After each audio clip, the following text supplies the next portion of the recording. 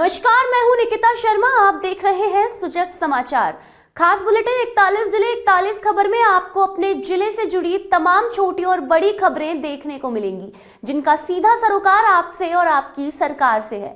जिलेवार खबरों की तरफ बढ़े उससे पहले एक नजर डालते हैं आज की बड़ी हेडलाइंस पर। मुख्यमंत्री श्री भजनलाल शर्मा 7 मार्च को करेंगे कोटा बूंदी ग्रीनफील्ड एयरपोर्ट का दौरा। प्रशासन ने तेज की तैयारियां। डीडवाना में अनुदान से आत्मनिर्भरता की ओर अभियान शुरू। अब अन्य गौशालाएं भी अपनाएंगी यह मॉडल। भीलवाड़ा में निवेश संवाद सफल। एमपी सीएम ने कहा, राजस्थान को चंबल का पानी देने में हमेशा सहयोग को तैयार। चलिए अब खबरों पर बात करते हैं विस्तार से। अलावड़ा कस्बे में स्वच्छता बढ़ाने के लिए ग्राम पंचायत ने बड़ा कदम उठाया है। अब सीएचसी अस्पताल और अन्य जगहों पर बड़े कचरा पात्र रखे गए हैं। ग्राम विकास अधिकारी विक्रम सिंह ने बताया कि फिलहाल 4 बड़े पात्र लगाए गए हैं और आगे 30 से 35 छोटे कचरे पात्र गलियों और सार्वजनिक जगहों पर रखे जाएंगे। कस्बे में कचरे के ढेर लगने से गंदगी फैल रही थी और लोगों को परेशानी हो रही थी, इसलिए पंचायत ने स्वच्छता मिशन के तहत यह कदम उठाया है। ग्राम पंचायत के द्वारा ग्राम अलावड़ा में जगह जगह पे कचरा पात्र रखवाए जा रहे हैं। सभी नागरिकों से निवेदन है कि कचरा पात्र में ही कचरा डालें, क्योंकि हम सबको ग्राम को स्वच्छ रखना है। आने वाले दिनों में स्वच्छता के प्रति हम बहुत से कार्य करेंगे। घर घर कचरा संग्रहण किया जाएगा तथा जगह जगह पे कचरा पात्र रखे जाएंगे।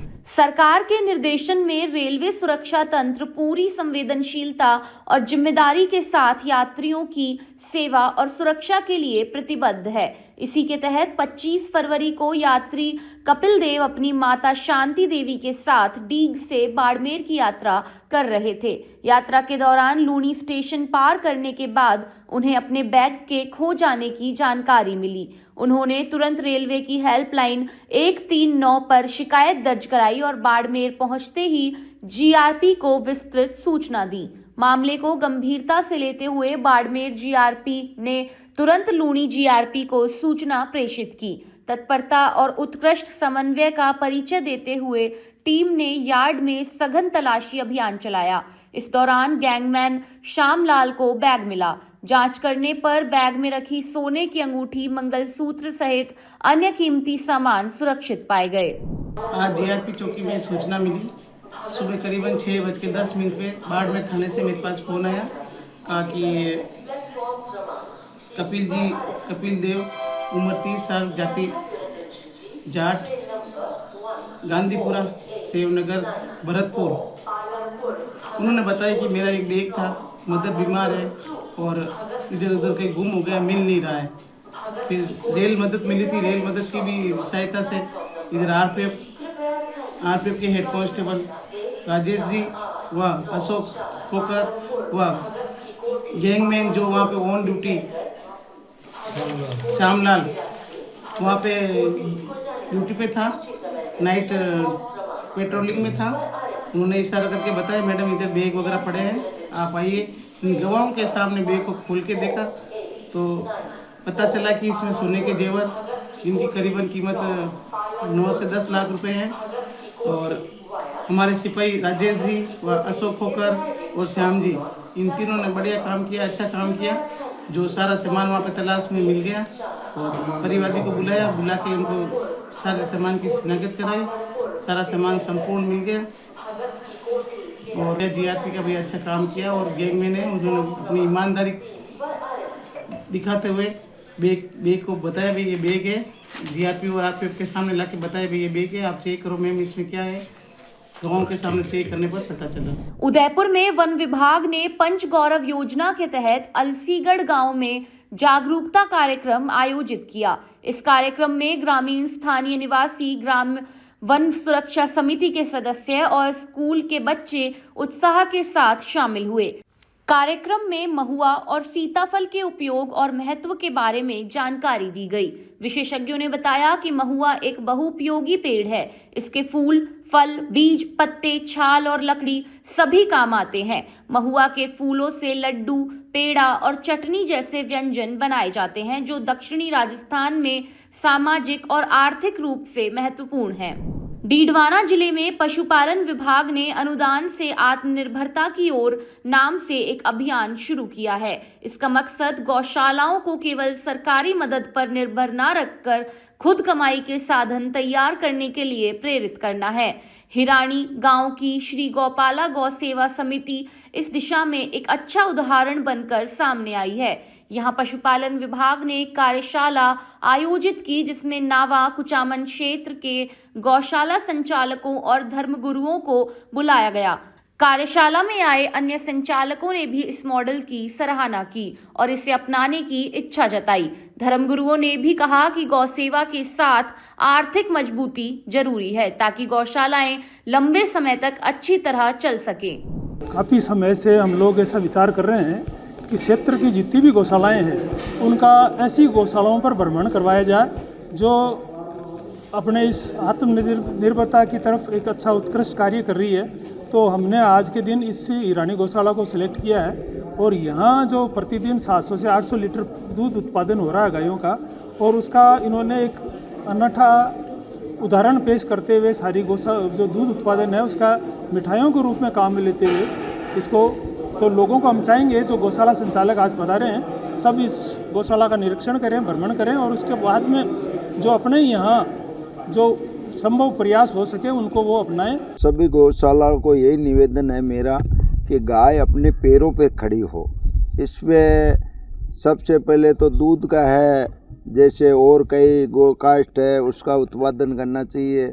और हमारे 2 साल पहले हमने बहुत बड़ी दिक्कत आई तो हमने सोचा भाई गाय दूध का उत्पादन करे, तो आज 700 लीटर दोनों टाइम का 800 के करीब हो रहा है लीटर, तो मार्केट में जा रहा है, बचता है उसकी उत्पादन ज़्यादा होने के कारण अभी 4 महीने से मिठाई का भी कारखाना यहाँ लगा रखा है। तो आने वाले में आत्मनिर्भर बने और भी 1-2 प्रोजेक्ट है गोकास्ट का चालू करेंगे और अनुदान भी आएगा। खुद के पैरों पर गाय खड़ी होगी, चंदा आएगा तो आगे विकास होगा। नहीं तो जहाँ मेरी सोच में 20-30 साल पुरानी गौशाला देखते तो वो वहीं की वहीं पड़ी है। हमने जो 7 साल में जो किया है, दूध का है, पैकिंग का है, आगे भाई गाय अपने पैरों पर खड़ी और आगे विकास हो। ईरानी गौशाला जो है वास्तव में बहुत ही अनुपम कार्य कर रही है और पशुपालन विभाग और पशुपालन मंत्रालय की ओर से आज ये नावा कुचामन क्षेत्र की जो यहाँ कार्यशाला आयोजित हुई, प्रशिक्षण हुआ, उसके अंदर सबको जो सुविधाएं सरकार उपलब्ध करा सकती है वो बताई गई और उसके ज़्यादा से ज़्यादा लाभ ले लोग बाग। ये जो है गौशालाएं उनको बताया, उनका लाभ अधिक से अधिक होगा। ऐसी कार्यशालाएं और भी आयोजित होनी चाहिए।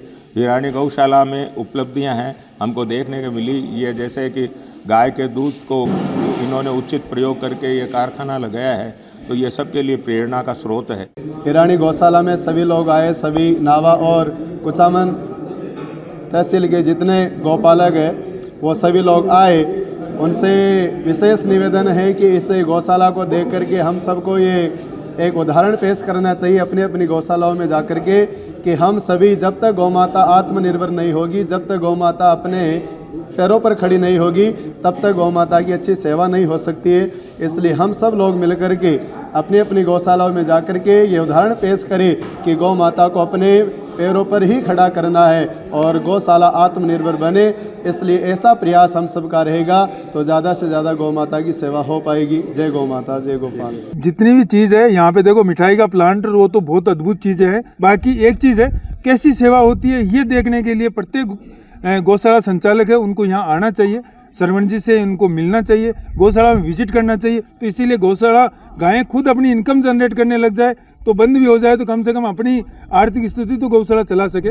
मध्य प्रदेश के मुख्यमंत्री डॉक्टर मोहन यादव ने भीलवाड़ा में मध्य प्रदेश में निवेश के अवसर पर आयोजित इंटरैक्टिव सत्र में कहा कि चंबल का पानी राजस्थान को देने में मध्य प्रदेश हमेशा सहयोग के लिए तैयार है। उन्होंने बताया कि दोनों राज्यों का विकास सहयोग और समझौते से संभव है। सत्र में 250 से अधिक उद्योगपति, टेक्सटाइल उद्यमी और निवेशक शामिल हुए। मध्य प्रदेश सरकार ने निवेशकों को औद्योगिक नीति, विशेष प्रोत्साहन, इंफ्रास्ट्रक्चर और नए औद्योगिक पार्कों की जानकारी दी। राज्य textile, food processing, renewable energy और इलेक्ट्रॉनिक्स क्षेत्रों में निवेश के लिए आकर्षक बन रहा है। मुख्यमंत्री श्री भजनलाल शर्मा के 7 मार्च को प्रस्तावित कोटा बूंदी ग्रीनफील्ड एयरपोर्ट दौरे को लेकर तैयारियां तेज कर दी गई हैं। अनिल कुमार अग्रवाल ने समीक्षा बैठक लेकर अधिकारियों को जरूरी निर्देश दिए। उन्होंने कहा कि हेलीपैड स्थल पर सिक्योरिटी और सभी जरूरी इंतजाम पूरे हों। वाहनों की पार्किंग के लिए अप्रोच रोड बनाई जाए ताकि ट्रैफिक व्यवस्थित रहे। कार्यक्रम स्थल पर मोबाइल टॉयलेट, शेड, बैठने की व्यवस्था और पेयजल के टैंकर लगाए जाएं। श्री ओम बिरला ने बूंदी जिले में करीब 461 करोड़ रुपए के विकास कार्यों का शिलान्यास और लोकार्पण किया। उन्होंने कहा कि कोटा बूंदी का हर व्यक्ति उनके परिवार जैसा है और वे बिना भेदभाव क्षेत्र की सेवा के लिए काम कर रहे हैं। उन्होंने बताया कि गरडदा मध्यम सिंचाई परियोजना अंतिम चरण में है। जल्द 44 गांवों की 9,161 हेक्टेयर जमीन को सिंचाई पानी मिलेगा और 111 गांवों को पेयजल सुविधा मिलेगी। राजस्थान टूरिज्म डिपार्टमेंट और जिला प्रशासन डीग के संयुक्त आयोजन में ब्रज होली महोत्सव 2026 का शुभारंभ डीग में हुआ। महोत्सव का मुख्य आकर्षण ऐतिहासिक डीग पैलेस के रंगीन फव्वारे रहे। शाम 4 बजे जैसे ही रंग बिरंगी जलधाराएं आसमान में उठी, देशी विदेशी पर्यटक मंत्रमुग्ध हो गए। रात 7 बजे लोक कलाकारों ने सांस्कृतिक कार्यक्रमों से माहौल को उत्साह से भर दिया। होली के त्योहार को देखते हुए डूंगरपुर जिला पुलिस पूरी तरह अलर्ट मोड में नजर आई। कानून व्यवस्था बनाए रखने के लिए कोतवाली थाना पुलिस ने शहर के मुख्य मार्गों पर भव्य फ्लैग मार्च निकाला। डूंगरपुर पुलिस उपाधीक्षक तपेंद्र मीणा के नेतृत्व में पुलिस जवानों ने गैप सागर झील की पाल से मार्च की शुरुआत की। इसके बाद पुलिस बल शहर के भीतरी इलाकों और प्रमुख बाजारों से होकर गुजरा। पुलिस ने साफ संदेश दिया कि त्योहार के दौरान किसी भी तरह की गड़बड़ी बर्दाश्त नहीं की जाएगी। आमजन से शांति और भाईचारे के साथ होली मनाने की अपील की गई। साथ ही असामाजिक तत्वों को कड़ी चेतावनी दी गई कि माहौल खराब करने वालों पर सख्त कार्रवाई होगी। बैंक ऑफ बड़ौदा की सीमलवाड़ा शाखा ने केंद्र सरकार की प्रधानमंत्री जीवन ज्योति बीमा योजना के तहत एक लाभार्थी परिवार को 2 लाख रुपए का चेक दिया। शारदा देवी कोटेड़ ने बैंक बीसी रणवीर सिंह के माध्यम से योजना में बीमा कराया था। उनके निधन के बाद जरूरी दस्तावेज पूरे कर 1 माह के भीतर नॉमिनी कांतिलाल कोटेड़ को बीमा राशि प्रदान की गई। इस प्रक्रिया में बैंक स्टाफ, बीसी और फील्ड कोऑर्डिनेटर ने समन्वय से काम किया। लीड ब्रांच मैनेजर दीपक उदय पाटिल ने बताया कि 18 से 50 वर्ष आयु वर्ग का कोई भी व्यक्ति 436 रुपए सालाना प्रीमियम पर 2 लाख रुपए का जीवन कवर ले सकता है। योजना कम आय वर्ग के परिवारों के लिए आर्थिक सुरक्षा का भरोसेमंद माध्यम है। बाबा श्याम मंदिर में 8 दिवसीय वार्षिक फाल्गुनी लक्खी मेला आयोजित है। मेले में अब तक 10 लाख से अधिक श्रद्धालु बाबा श्याम के दर्शन कर चुके हैं। भक्त हाथों में निशान, जुबान पर श्याम नाम और मन में अटूट श्रद्धा लिए भजनों पर नाचते गाते मंदिर पहुंचे। श्याम बाबा की जय के जयकारों से पूरे खाटू धाम का वातावरण भक्तिमय बन गया। गुरुवार दोपहर 12 बजे तक गणना अनुसार लगभग 10,31,000 श्रद्धालुओं ने दर्शन किए। मंदिर और जिला प्रशासन ने दर्शन व्यवस्थाओं को सुचारू बनाए रखने के लिए व्यापक प्रबंध किए। फाल्गुनी लक्खी मेला न केवल धार्मिक आस्था का केंद्र है, बल्कि श्रद्धालुओं के लिए भक्ति, विश्वास और सांस्कृतिक एकता का उदाहरण प्रस्तुत कर रहा है। उप तहसीलदार जितेंद्र बबेरवाल ने पाली जिले में बाल विवाह मुक्त भारत 100 दिवसीय अभियान के तहत बाल विवाह मुक्त भारत रथ यात्रा का शुभारंभ किया। इस अवसर पर बाल विवाह उन्मूलन के लिए पोस्टर का भी विमोचन किया गया। रथ यात्रा जिले के विभिन्न ब्लॉकों और ग्रामीण इलाकों में जाकर आमजन को बाल विवाह के दुष्परिणामों के प्रति जागरूक करेगी। ऑडियो संदेश, पोस्टर, पैम्पलेट वितरण, जनसंवाद और शपथ कार्यक्रम के माध्यम से लोगों को प्रेरित किया जाएगा कि 18 वर्ष से कम आयु की लड़की और 21 वर्ष से कम आयु के लड़के का विवाह नहीं किया जाएगा। पुष्कर के निकटवर्ती गांव बासेली में हरियाणा से आए सरपंचों के दल ने नर्सरियों और गुलकंद निर्माण इकाइयों का निरीक्षण किया। इस दौरान उन्होंने पंचायत समिति भवन और स्थानीय विकास कार्यों की सराहना की और कहा कि यहां की योजनाएं कई मामले में हरियाणा के कुछ जिलों से बेहतर हैं। बहरण गांव के सरपंच संदीप शास्त्री ने राजस्व प्रबंधन, स्वच्छता और रोजगार सृजन के प्रयासों को प्रेरणादायक बताया। बासेली सरपंच ओम प्रकाश पंवर ने पंचायत राजस्व बढ़ाने और संसाधनों के बेहतर उपयोग पर विस्तार से चर्चा की। सर, टीम आई है हमारे हरियाणा से, झज्जर से, रोहतक से, भिवानी से काफ़ी लोग आए हैं और काफ़ी चर्चाएं हुई है। वो कह रहे हैं भाई अच्छा आपका एरिया बहुत ही अच्छा है, बहुत ही अच्छे पेड़ पौधे हैं, बहुत ही अच्छी स्रोत है आपके गांव की, बहुत ही अच्छा काम है, फैक्ट्री वगैरह है। हमने उनको बताया और हमारे गांव के विकास के बारे में बताया। उन्होंने बोला कि भाई पूछा है पंचायत कब बनी है, मैंने कहा 2020 में बनी, नई पंचायत है अभी। सभी साथियों को, आपके जितने भी दर्शक हैं उन सभी को नमस्कार। मेरा नाम सरपंच संदीप शास्त्री है। मैं हरियाणा के झज्जर ज़िले के बरहाना गांव का सरपंच हूं। हरियाणा के कई ज़िलों के जो है सरपंच और उनके प्रतिनिधि राजस्थान के 4 दिन के दौरे पे आए थे, जो यहाँ के गांव और पंचायती व्यवस्था के जो काम है उनको समझने के लिए, उनको देखने के लिए और एक नई सोच और जागृति पैदा करने के लिए अपने आप में और अपनी पंचायत के तौर पे।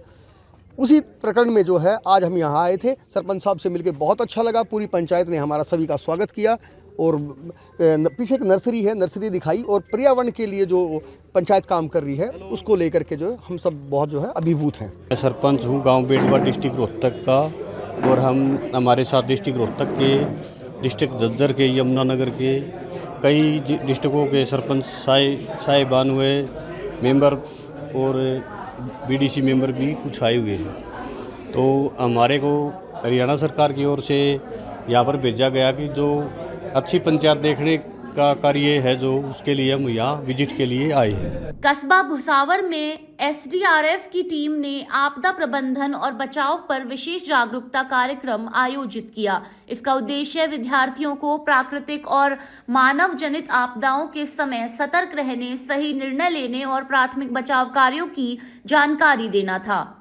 टीम ने ड्रॉप, कवर एंड होल्ड तकनीक, सुरक्षित निकासी, गैस एवं विद्युत सुरक्षा और प्राथमिक उपचार की व्यवहारिक जानकारी दी। एसडीआरएफ टीम ने आपातकालीन स्थिति में प्रशासन का सहयोग करने, अफवाहों से बचने और जरूरतमंदों की मदद करने का संदेश भी दिया। भरतपुर में जिला स्तरीय बाल संरक्षण इकाई द्वारा कन्वर्जेंस मीटिंग आयोजित की गई। बैठक का उद्देश्य जिले में बाल संरक्षण तंत्र को सुदृढ़ करना और विभिन्न विभागों के बीच बेहतर समन्वय स्थापित करना था। लगभग 20 विभागों के पदाधिकारी इस अवसर पर उपस्थित रहे।